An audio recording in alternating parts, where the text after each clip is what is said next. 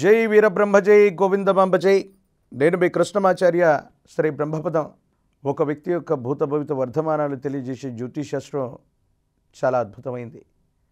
ఓ వ్యక్తి, ఓ వ్యవస్థ, ఓ రాష్ట్రం, ఓ దేశం యావత్ ప్రపంచ భవితని ముందుగానే ఊహిస్తే, కాలచక్రంతో సహా వివరించగలిగితే అటువంటి అద్భుతమైన ఫలితాలు చెప్పగలిగిన మహనీయులు, అవతార పురుషులు జగద్గురు శ్రీమద్ విరాట్ పోతులూరు వీరబ్రహ్మేంద్ర స్వాముల వారు. అందుకే కాబోలు ప్రపంచంలో నలుమూలల ఎక్కడ ఏ వింత జరిగినా, ఏ విచిత్రం సంభవించినా బ్రహ్మంగారు కాలజ్ఞానంలో చెప్పారు, ఇలా జరుగుతోందని అంటూ ఉంటాం, వింటూ ఉంటాం. జగద్గురు శ్రీమద్ విరాట్ పోతులూరి వీరబ్రహ్మేంద్ర స్వాముల వారు 400 సంవత్సరాల క్రితమే విశ్వభవితగా చెప్పబడ్డటువంటి కాలజ్ఞానంలోని ఎన్నో విషయాల్ని మనం అక్షర లక్షలుగా వాస్తవమవుతున్నటువంటి పరిస్థితిని మనం చూస్తున్నాం. దేశ కాలమాన పరిస్థితుల్లో కలియుగంలో 5 ఏళ్ళు గడిచినటువంటి మీదట జరగబోతున్నటువంటి ఎన్నో విచిత్రాలని, విలయ తాండవాళ్ళని కూడా మనం చూసాం. ఈరోజు కార్యక్రమంలో శ్రీ గురుదేవుల యొక్క కాలజ్ఞానం గురించి, సామాజిక వర్ధమాన ప్రపంచంలో జరగబోయే కొన్ని రకాలైన వింతలు, విశేషాలే కాదు, కొన్ని విచిత్రవంతమైనటువంటి విషయాల గురించి కూడా ఈరోజు మనం తెలుసుకునేటువంటి ప్రయత్నం చేద్దాం. ఈనాటికి కూడా ఎన్నో మూఢాచారాలు, ఎన్నో మూఢ విశ్వాసాలు మనం వింటూ ఉంటాం. దెయ్యాలు, భూతాలు, వీటి గురించి మనం మాట్లాడుతుంటాం. ఆత్మలు ఆవహించాయని, భూతాలు, ప్రేతాలు మేము చూసామని చెప్పేవాళ్ళు కూడా చాలామంది ఉంటారు. మరి ఈ భూమి మీద నిజంగా భూతాలు, ప్రేతాలు, పిశాచాలు ఉన్నాయా? ఇది వాస్తవమేనా? శ్రీ వీరబ్రహ్మేంద్ర స్వాముల వారి యొక్క కాలజ్ఞానంలో ఇలాంటి వాటి గురించి ఏమైనా చెప్పబడి ఉందా అంటే, భూత ప్రేత పిశాచంబులు వాడవాడలా కోలాహంబుగా తిరిగేనన్నారు. దుష్ట శక్తులను కూడా నే సృష్టించి పంపెదను, దుర్మార్గులను చంప తెలియండయ, ధర్మాన్ని కాపాడ ధర్మమే రక్షించు, భక్తితో నా మాట నమ్మండయ అంటారు గురుదేవులు. ధర్మ సంస్థాపనార్థాయ సంభవామి యుగే యుగే అని మనం తెలుసుకున్నాం. ధర్మాన్ని మళ్ళీ పునఃప్రతిష్ఠ చేయటానికి భగవంతుడు తనను తాను స్పృశించుకుంటూ అవతార రూపంలో వస్తారు. కానీ కలియుగంలో రాబోయేటువంటి వీరభోగ వసంతునికి మూలమయ్యున్న రూపమే వీరబ్రహ్మేంద్ర స్వాముల వారు. శ్రీ గురుదేవులు చెప్పేటువంటి మాట ఏంటంటే, భూత ప్రేత పిశాచములన్నీ కూడా కోలాహలంగా ఖచ్చితంగా ఈ భూమి మీద తిరగబోతున్నాయి. అలాంటి దుష్ట శక్తులన్నీ కూడా నేనే సృష్టించి పంపుతాను, దుర్మార్గులను అంతం చేయటానికి. చాలా విచిత్రవంతమైనటువంటి మాట ఇది. ఆత్మల గురించి, భూతాల గురించి, ప్రేతాల గురించి, పిశాచాల గురించి అందరూ కూడా ఇది మూఢాచారం, మూఢ విశ్వాసం అనుకుంటూ ఉంటారు. వీటి గురించి ఒక గొప్ప విషయాన్ని మనం తెలుసుకున్నాం. ప్రపంచంలో మంచి ఉంటే చెడు ఉన్నట్టే, చెడు ఉంటే మంచి ఉన్నట్టే. దేవుడు అన్నటువంటిది, దైవం అన్నటువంటిది ఎంత వాస్తవమో, ఈ దెయ్యం, భూతం, పిశాచం కూడా అంతే ఉంటుందేమో. కాకపోతే వీటిని నెగిటివ్ ఫోర్స్గా మనం పిలుస్తూ ఉంటాం, నకారాత్మకమైనటువంటి శక్తులుగా మనం భావన చేస్తూ ఉంటాం. ఎవరైనా ఒక వ్యక్తి గతించిపోతే, తుది శ్వాస విడిస్తే ఈ నవరంధ్రాలను నుండి ఆ ప్రాణశక్తి బయటకు వస్తుంది. ఆత్మస్వరూపుడిగా ఆ మనిషి మారిపోతాడు. ఈ ఆత్మస్వరూపుడైనటువంటి మనిషి ఏ రూపంలోకి మారుతాడు, ఆ సూక్ష్మ శరీరం ఎలా ఉండబోతుందని చెప్పడానికి ఒక ప్రమాణం ఉంది. అదే గరుడ పురాణం. ఎవరైనా వ్యక్తి చనిపోయినప్పుడు అతడి శరీరంలో ఉన్నటువంటి ప్రాణశక్తి జీవుడు బయటకు వస్తాడు. ఆత్మస్వరూపుడైనటువంటి జీవుడు బయటకు వచ్చినప్పుడు ఏ వ్యక్తికి సంబంధించినటువంటి అంగుష్టం, బొటనవేలులోని మొదటి కనుపు ఎంతైతే వ్యాసార్థం ఉంటుందో ఆ బొటనవేలు కనుపు మాదిరిగా అతడి యొక్క సూక్ష్మ శరీరం ఉంటుందని గరుడ పురాణం చెప్తుంటుంది. ఆ విధంగా బయటకు వచ్చినటువంటి జీవుడు లేదా ఆత్మస్వరూపుణ్ణి అతనికి సంబంధించిన అంతిమ సంస్కారాలు చేస్తున్నటువంటి సందర్భంలో భార్యాబిడ్డల్ని చూస్తాడు. విపరీతమైనటువంటి భావోద్వేగానికి లోనవుతాడు. కానీ తన మాటలు వినిపించవు, తన చేష్టలు మనకు కనిపించవు. ఇది ఆత్మస్వరూపాలకు సంబంధించి. ఎవరైనా వ్యక్తి ఒక అసహజమైనటువంటి మరణానికి గురైనప్పుడు, అసహజమైనటువంటి మరణం అంటే బలవన్మరణానికి పాల్పడ్డప్పుడు, ఆత్మహత్య ప్రయత్నాలు జరుగుతున్నప్పుడు, శత్రువుల చేతిలో చిక్కి చంపబడ్డప్పుడు బలవంతంగా ఈ శరీరంలో ఉన్నటువంటి జీవుణ్ణి బయటకు తీసుకురావటం వల్ల ఆ ఆత్మ అన్నటువంటిది 2 రూపాయలను తీసుకునేటువంటి అవకాశం ఉంది. మనిషి కంటే కూడా తక్కువ స్థాయికి సంబంధించినటువంటి స్థితి భూత ప్రేత పిశాచాలు. మనిషి కంటే కూడా ఉచ్చ స్థితిలో ఉన్నటువంటి స్థితుల్లో కూడా యక్షులు, కిన్నెరలు, కింపురుషులు వీరంతా కూడా ఉంటారు. ఎవరైనా సరే మనిషి చనిపోయినప్పుడు, గతించిపోయినప్పుడు అతడికి జరిగినటువంటి మరణాన్ని అనుసరించి తనకంటే కూడా ఉత్కృష్టవంతమైనటువంటి స్థితినో లేదా మనిషి కంటే తక్కువ స్థాయికి సంబంధించినటువంటి స్థితిగతినో తప్పకుండా పొందుతారు. వీరబ్రహ్మేంద్ర స్వామి వారి యొక్క కాలజ్ఞానంలో చెప్పబడ్డటువంటి ఈ మాటను అనుసరించి చూస్తే తప్పనిసరిగా ఈ భూమి మీద దైవ సంబంధమైనటువంటి శక్తుల యొక్క ప్రభావమే కాదు, నకారాత్మకమైనటువంటి శక్తుల యొక్క ప్రభావం కూడా ఉంటుంది. పైగా వాటిని నేనే సృష్టించి పంపిస్తున్నానని శ్రీ గురుదేవులు చెప్పారు. ఎందుకు భగవంతుడు దుష్టశక్తులన్నీ కూడా సృష్టించి పంపాల్సినటువంటి అవసరం ఏముంది? భగవంతుడు అంటే నకారాత్మకమైనటువంటి శక్తుల్ని ఎలాగా తన అధీనంలో ఉంచుకుంటాడంటే, జగద్గురు వీరబ్రహ్మేంద్ర స్వామి సాక్షాత్తు త్రిమూర్తి పరమైనటువంటి అవతార విశేషం.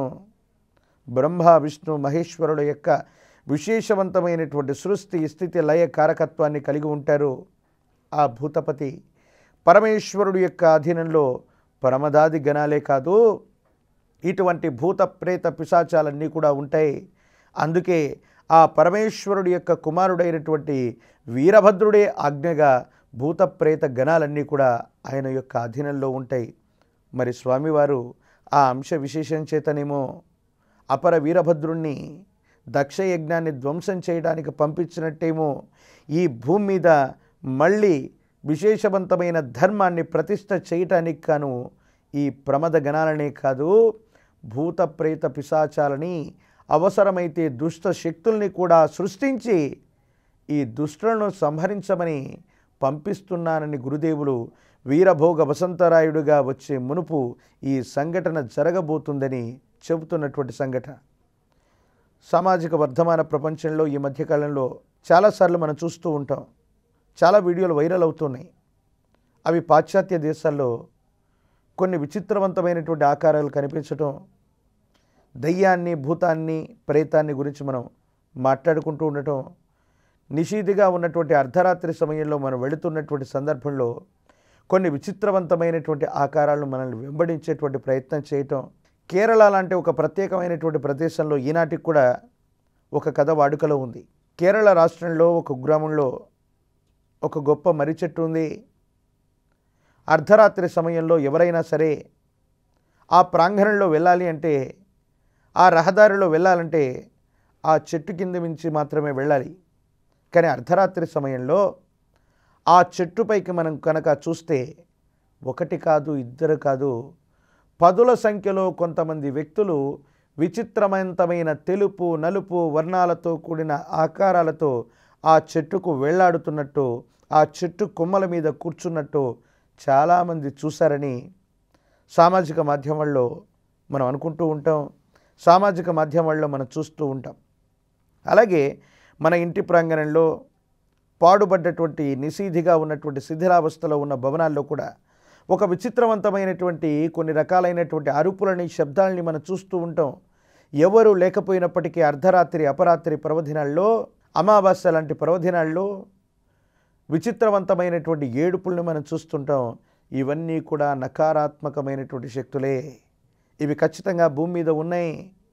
కొంతమంది వ్యక్తులు అచేతనమైనటువంటి స్థితికి లోనైపోయి, గతించిపోయినటువంటి కొంతమంది వ్యక్తులు, చనిపోయినటువంటి వ్యక్తుల వాళ్ళ తాలూకు హావభావాల్లాగా, వాళ్లకున్నటువంటి మాట తీరులాగా ప్రవర్తించేటువంటి పరిస్థితులు కూడా ఉంటాయి. కొంతమంది వ్యక్తుల యొక్క దేహాలని ఆత్మలు ఆవహించినప్పుడు తన యొక్క సహజమైనటువంటి స్వభావాన్ని మరిచిపోయి ఆ ఆత్మ తాలూకు స్వభావానికి కూడా మనుషులు లోనవుతూ ఉన్నారన్నటువంటి విషయం కూడా ఇది వాస్తవం. ప్రత్యేకించి భగవంతుడికి సంబంధించినటువంటి దేవతా ఉపాసనలు మనం చేస్తూ ఉంటాం. ఏ భగవతత్వాన్ని, ఏ దేవీ దేవతను మనం పూజిస్తే, ఏ మంత్రాన్ని మనం ఉపదేశంగా తీసుకుంటే, ఏ మంత్రాన్ని మనం అనుష్ఠానం చేస్తే ఆ దేవీ దేవతలకు సంబంధించినటువంటి శక్తులు మన శరీరంలోకి వస్తాయి, మన ముఖంలోకి వస్తాయి, మన తేజస్సులోకి వస్తాయి. ఆ దేవీ దేవతలకు సంబంధించినటువంటి రూపాన్ని మనం కూడా పొందుతూ ఉంటాం. ఇది ఉపాసనలో ఉంది. అలాగే నకారాత్మకమైనటువంటి శక్తుల యొక్క ప్రభావం మన శరీరం మీద ఉన్నప్పుడు, ఇవి మన దేహంలోకి వచ్చినప్పుడు వాటికి సంబంధించినటువంటి రూపురేఖల్ని మనం సంతరించుకుంటాం. ఆ రూపంగానే మన రూపం కూడా మారిపోయేటువంటి అవకాశం ఉంది. విచిత్రవంతమైనటువంటి మనకు తెలియనటువంటి భాషను కూడా ఆ సందర్భంలో ఈ శరీరం మాట్లాడేటువంటి అవకాశం ఉంటుంది. ఇది వినడానికి విచిత్రవంతంగా ఉన్న, భావన చేయటానికి కూడా ఆశ్చర్యం కలిగిస్తూ ఉన్న ఈ భూతాలు, ప్రేతాలు, పిశాచాలు అన్నటువంటివి కూడా ఈ భూమి మీద ఇప్పటికీ ఉన్నాయి. సమీపమైన భవిష్యత్తులో నకారాత్మకమైనటువంటి శక్తుల యొక్క ప్రభావం కూడా ఇంకా అధికంగా ఉండబోతుంది. దుష్టులందరినీ కూడా సంహరించడానికి ధర్మ సంస్థాపనార్థాయ సంభవామి యుగే యుగే అంటూ వీరభోగ వసంతుడికి మూలమై ఉన్నటువంటి రూపమే వీరబ్రహ్మేంద్ర స్వామి వారు తాను వీరభోగ వసంతరాయుడిగా వచ్చే క్రమంలో ఈ దుష్ట శక్తులన్నింటినీ కూడా సమిష్టిగా వాటిని ఈ భూమి మీదకి పంపింపజేస్తారు. ఈ భూమి మీద ఉన్నటువంటి దుష్టులందరినీ కూడా సంహరించటమే, నాశనం చేయటమే ఈ దుష్ట శక్తుల యొక్క లక్ష్యంగా స్వామివారు చెప్పారు. వీరబ్రహ్మేంద్ర స్వాముల వారంటే సనాతనమైనటువంటి ధర్మం గురించి మనం ఎన్నో మాటలు మాట్లాడుకున్న 400 సంవత్సరాల క్రితం పరదేశీయులు ముష్కరుల యొక్క పరిపాలనలో సనాతనమైన ధర్మం అంతమవుతున్నటువంటి సందర్భంలో సనాతనమైనటువంటి ధర్మాన్ని ఈనాడు మనం ఆచరిస్తూ ఉన్నామంటే అందుకు ఆద్యులైనటువంటి మహోన్నతమైన అవతార పురుషుడు. సమాజంలో ఎన్నో మూఢాచారాలు, ఎన్నో మూఢ విశ్వాసాలుంటే వాటన్నిటిని కూడా త్యజింపచేసినటువంటి సనాతనమైన సంఘ సంస్కర్త వీరబ్రహ్మేంద్ర స్వాముల వారు. వీరబ్రహ్మేంద్ర స్వామి వారి యొక్క ఉపాసకులుగా సమాజంలో ఉన్నటువంటి మూఢాచారాలు, మూఢ విశ్వాసాలు, జంతు బలులు, మహిళల పట్ల జరుగుతున్న అఘాయిత్యాలు, వీటన్నిటికంటే మనం వ్యతిరేకంగానే ఉంటాం.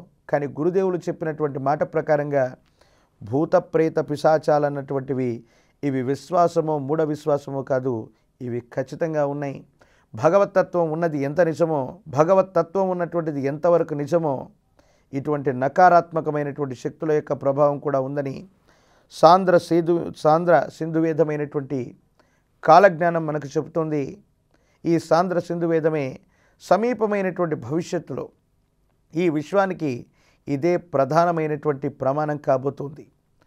చాలామందికి ఆందోళన కలిగించేటువంటి అంశం ఏంటంటే ఈ భూత ప్రేత పిశాచాల గురించి మనం బాగా ఆలోచిస్తే మనకు అవగతమయ్యేటువంటి విషయం, మనం ఒంటరిగా కూర్చున్నప్పుడు, పడుకున్నప్పుడు ఏదో తెలియని ఒక శరీరం, ఒక ఆకృతి ఎలాగైనా ఉండవచ్చు. అది ఒక జంతు స్వరూపం అవ్వచ్చు, ఎలాగైనా ఉండొచ్చు.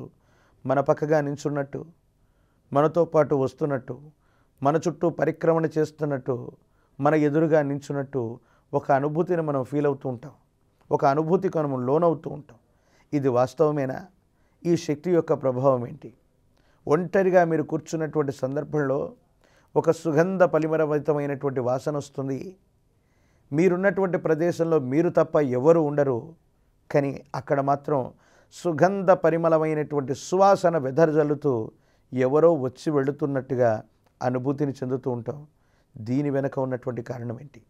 ఇందాకే మనం చెప్పుకున్నాం, ఎవరైనా వ్యక్తి చనిపోతే, సహజమైన మరణాన్ని పొందితే ఆ జీవుడు లేదా ఆత్మశక్తి తనకంటే ఉన్నతమైనటువంటి రూపాన్ని తీసుకుంటే యక్షులు, కిన్నెరలు, కింపురుషులు, గంధర్వులు ఇటువంటి రూపాలకి వెళ్ళే అవకాశం ఉంది. ఆ మనిషి కంటే కూడా చాలా దిగువ ఉన్నటువంటివి భూతాలు, ప్రేతాలు, పిశాచాలు.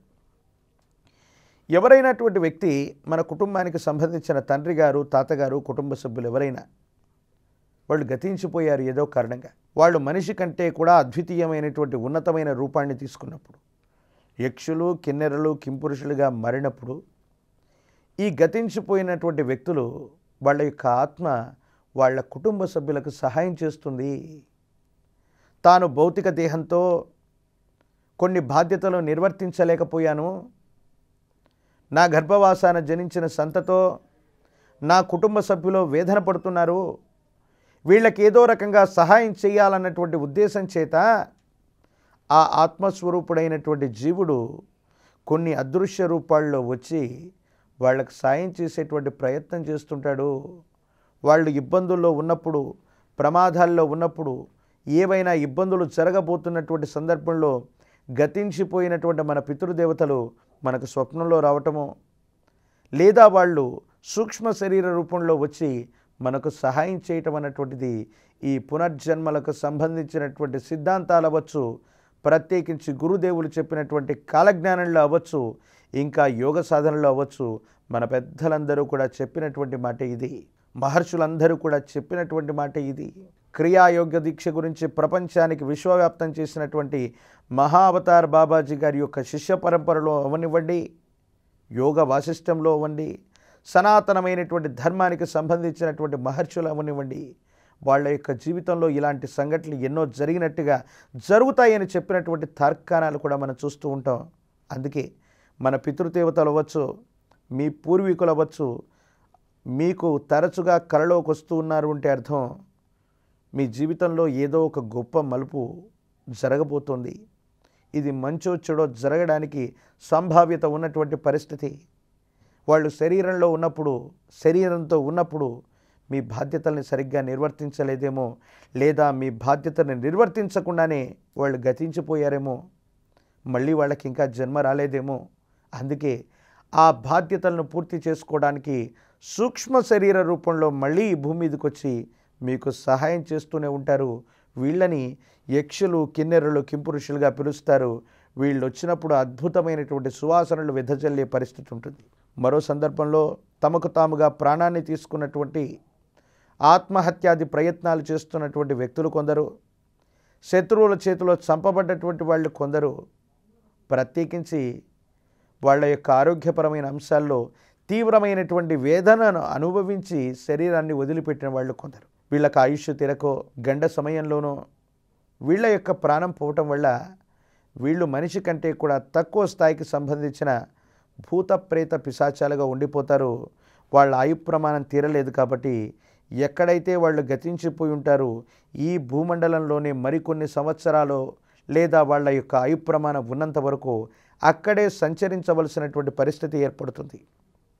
ప్రత్యేకించి గరుడ పురాణం అవ్వనివ్వండి, సాంద్ర సింధు వేదమైనటువంటి కాలజ్ఞానం అవ్వనివ్వండి, ఈ రెండిటికి కొన్ని శాస్త్రాలకి ఉన్నటువంటి ఒక వ్యత్యాసాన్ని మనం చెబుతాం.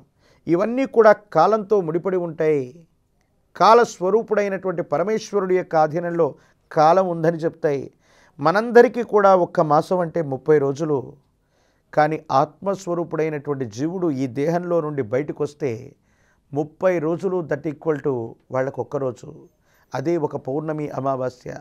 పౌర్ణమి దినం వరకు కూడా పగలుగా, అమావాస్య దినం వరకు కూడా రాత్రిగా, ఈ పగలు రాత్రి కలిసినటువంటి ఒక్కరోజు ఈ భూమండలంలో ఉన్నటువంటి మనుషులకి 30 రోజులకు సమానమవుతుంది. మనకు తెలిసినటువంటి 12 మాసాలు పితృదేవతలకు 12 రోజులు. వీటిలో ఒక్క అరపూట అంటే మన భాషలో పక్షం రోజులు మహాలయ పక్షాలుగా ఈ భూమి మీద పితృదేవతలు సంచరిస్తున్నటువంటి విధి విధానాలు కూడా మనకు తెలుసు. ఎంత గొప్ప విషయం ఇది. కంటికి కనిపించేటువంటి ఈ 84 లక్షల చరాచర జీవకోటే కాదు, మనం ఆకాశం వంక చూసినా లేదా నిషీధిగా ఉన్నటువంటి ప్రదేశానికి వెళ్ళినా ఒంటరిగా కూర్చున్న మనమే కాదు, ఆ ప్రదేశంలో మరికొన్ని ఆత్మలు కూడా మనతో పాటు సంచరిస్తూ ఉంటాయి. వాటికి మనకు పూర్వజన్మలోనో ఈ జన్మలోనో ఏవో రుణానుబంధాలు ఉంటేనే ఇవన్నీ కూడా మనతో సంచారం అవుతూ ఉంటాయి అన్న విషయాన్ని చెప్పకనే చెప్పాలి. మరికొంతమంది వ్యక్తుల యొక్క దేహాన్ని దెయ్యాలు ఆశ్రయించే, భూతాలు ఆశ్రయించే, వీళ్ళ శరీరాన్ని పాడు చేస్తున్నాయి. గతించిపోయినటువంటి వ్యక్తుల్లాగా వీళ్ళ యొక్క సంభాషణ ఉంది, వాళ్ళలాగా వీళ్ళు మాట్లాడుతున్నారు. ఈ విషయాన్ని మనం చెప్తుంటాం. ఇది కూడా వాస్తవమే. ఈ మరణం సంభవించినటువంటి జీవుడు లేదా ఆత్మ వేరొక రూపంలోకి, అది భూతంలాగా, ప్రేతంలాగా, పిశాచంలాగా మారినటువంటి సందర్భంలో తన కోరికలను తీర్చుకోవటానికి ఒక మాధ్యమాన్ని వెతుకుతుంది, వేరొక శరీరాన్ని వెతుకుతుంది. ఆ శరీరాన్ని ఆవహించినటువంటి తర్వాత ఆ శరీరం ద్వారా తనకు కావలసినటువంటి ఆలోచనల చేత తనకున్నటువంటి వాంఛలను తీర్చుకోగలిగినటువంటి ప్రయత్నం చేస్తుంది. ఈ విషయంలో కూడా 21వ శతాబ్దంలో అత్యాధునిక సాంకేతిక పరిజ్ఞానంతో కూడినటువంటి వ్యవస్థలో ఉన్నటువంటి మనమందరం కూడా విస్మయం చెందేటువంటి విధంగా ఎటువంటి ఆరోగ్యపరమైనటువంటి విషయాల్లో ఎటువంటి ఇబ్బంది లేనటువంటి వ్యక్తులకి చెప్పలేని ఆరోగ్య సమస్యల చేత వాళ్ళు బాధపడుతుంటారు. వీటికి కూడా కారణం ఈ ఆత్మ సంబంధమైనటువంటి శక్తులు ఏదైనా దేహంలోకి చొరబడటం, వాళ్ళ శరీరాన్ని తన యొక్క ఆధీనంలోకి తీసుకోవటం.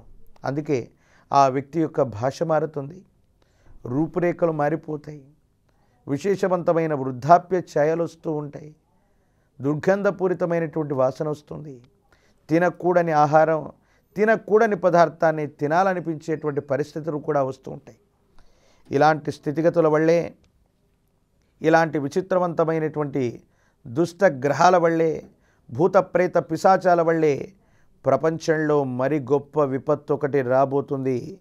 సాక్షాత్తు వీరభోగ వసంతుడికి మూలమయ్యున్న రూపమే వీరబ్రహ్మేంద్ర స్వామివారు సాంద్ర సింధు వేదమైనటువంటి కాలజ్ఞానంలో చెప్పినట్టుగా ఈ దుష్ట శక్తులన్నింటినీ మళ్ళీ ఈ భూమి మీదకి పంపించనున్నారు. ఆ దుష్ట శక్తులు దుష్టులందరినీ కూడా నాశనం చేస్తాయి, సజ్జనులను తప్పకుండా సంరక్షణ చేసేటువంటి అవకాశం ఉందని గురుదేవుల యొక్క కాలజ్ఞానంలో చెప్పబడ్డది. సాంద్ర సింధు వేదమైనటువంటి కాలజ్ఞానం ప్రామాణికగా జగద్గురు వీరబ్రహ్మేంద్ర స్వామి వారి యొక్క ఉపాసనా బలంగా గవ ప్రశ్న మరియు ప్రాచీన సంఖ్యశాస్త్రాన్ని అనుసరించి కృష్ణమాచార్య సమీపమైన భవిష్యత్తులో జరగబోయేటువంటి కొన్ని విషయాల్ని ముందుగానే చెప్పడం జరుగుతోంది. శ్రీ గురుదేవుల యొక్క ఉపాసన ఫలితంగా చాలా వరకు విషయాలు వాటిలో ఫలించాయి, కొన్ని తప్పి ఉండొచ్చు. ఈ ఫలించినటువంటి వాటికన్నిటికీ కూడా కారణమై ఉన్నటువంటిది గురుదేవుల యొక్క ఉపాసనా బలమే తప్ప ఇందులో నా ప్రత్యేకత ఏమీ లేదు. ఒకవేళ నేను చెప్పినటువంటి అంశాల్లో ఏవైనా కూడా తప్పి ఉంటే అది నేను నా పరిజ్ఞాన లోపంగానే నేను భావన చేస్తాను. ఉభయ తెలుగు రాష్ట్రాలకు సంబంధించినటువంటి రేవంత్ రెడ్డి గారు ముఖ్యమంత్రి అవుతారని, ప్రధానమంత్రిగా మూడవసారి మళ్ళీ మోదీ గారి ప్రమాణ స్వీకారం జరగనుందని, ఉభయ తెలుగు రాష్ట్రాలకు సంబంధించి ఆంధ్రప్రదేశ్లో అమరావతి రాజధాని అవ్వాలంటే కూటమి ప్రభుత్వం మళ్ళీ ఏర్పడే అవకాశం ఉందని, శ్రీ పవన్ కళ్యాణ్ గారి యొక్క జాతకంలో ముఖ్యమంత్రి తత్సమానమైనటువంటి స్థితికి వారి యొక్క జాతకంలో రాజయోగం నడుస్తుందని ఈ విషయాలను ముందుగా చెప్పడం జరిగింది. గురుదేవుల యొక్క ఉపాసన ఫలితంగా ఇవన్నీ కూడా వాస్తవమైనటువంటి పరిస్థితులు ఉన్నాయి.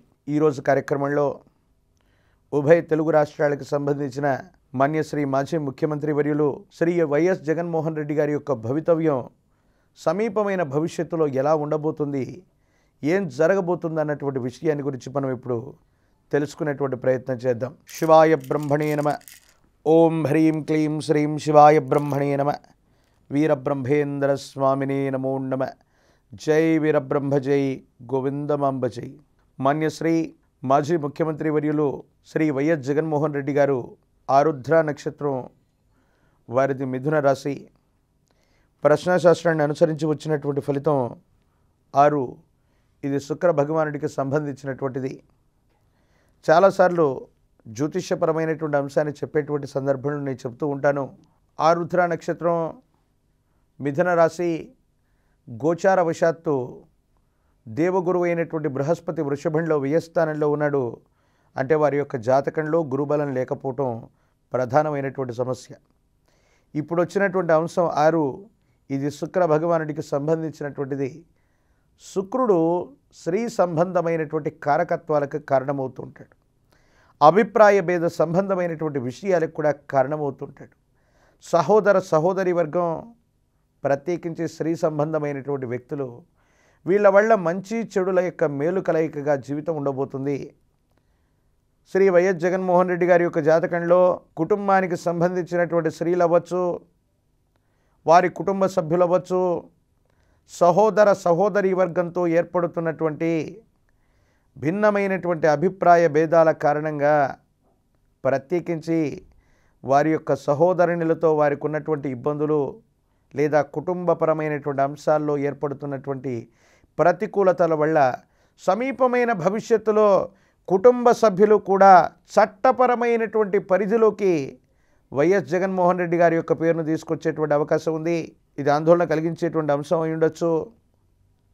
ఏ పార్టీతో వ్యక్తులతో కృష్ణమాచార్యకి ఎటువంటి సంబంధం లేదు. కానీ మాన్యశ్రీ మాజీ ముఖ్యమంత్రి వర్యులు వైఎస్ జగన్మోహన్ రెడ్డి గారి యొక్క జాతకంలో సమీపమైన భవిష్యత్తులో కుటుంబ సభ్యుల యొక్క చర్యలు, ప్రత్యేకించి స్త్రీలు లేదా అక్క చెల్లెళ్ళ యొక్క ఒత్తిడి చేత చట్టపరమైనటువంటి అంశంలో మరో కేసులోకి వైఎస్ జగన్మోహన్ రెడ్డి గారి యొక్క పేరు రావటమో, లేదా న్యాయపరమైనటువంటి విచారణ ఎదుర్కోవాల్సినటువంటి పరిస్థితులు రావటం, ప్రత్యేకించి వారి యొక్క జాతకంలో న్యాయపరమైనటువంటి చిక్కులు కొన్ని పొంచి ఉన్నట్టుగా మనం చూడొచ్చు.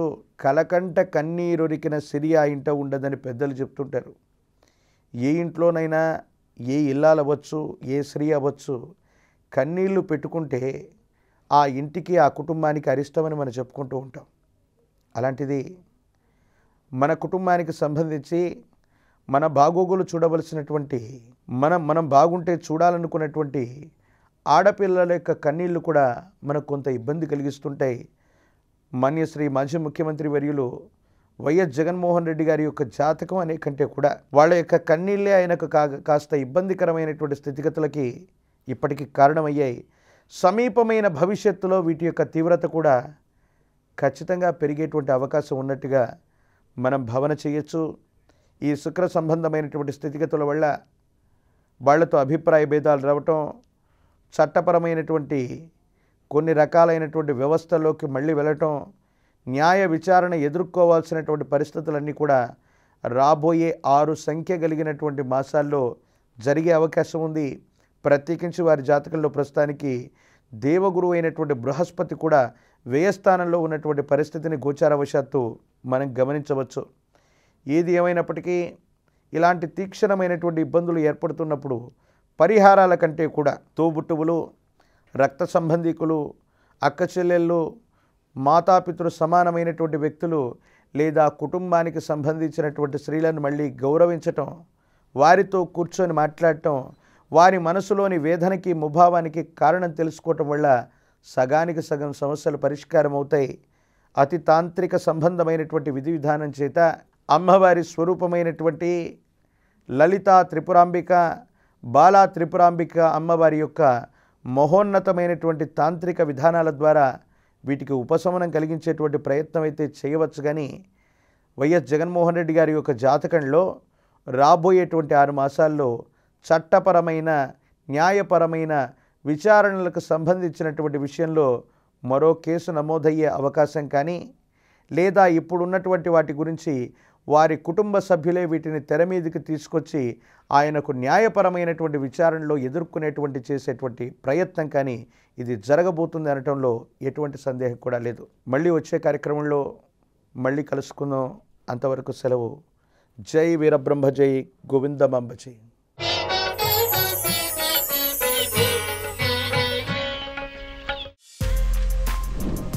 For more videos like this, subscribe Big TV channel.